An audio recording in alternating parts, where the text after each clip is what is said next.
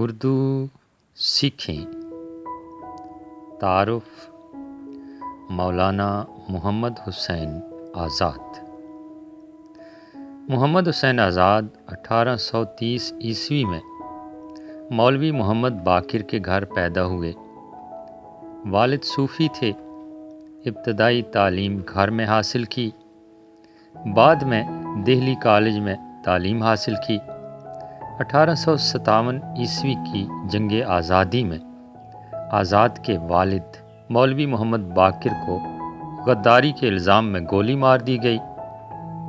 آزاد بے سر و سامانی کے عالم میں لکھنؤ چلے گئے، پھر 1864 عیسوی میں لاہور آئے اور محکمہ تعلیم میں ملازمت اختیار کی۔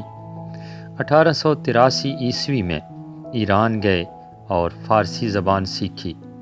1887 عیسوی میں شمس العلماء کا خطاب ملا۔ 1889 عیسوی میں بیٹی کی وفات پر ذہنی توازن کھو بیٹھے اور عمر عزیز کے 20 سال اسی حالت میں گزارے۔ آزاد صاحب طرز انشا پرداز تھے۔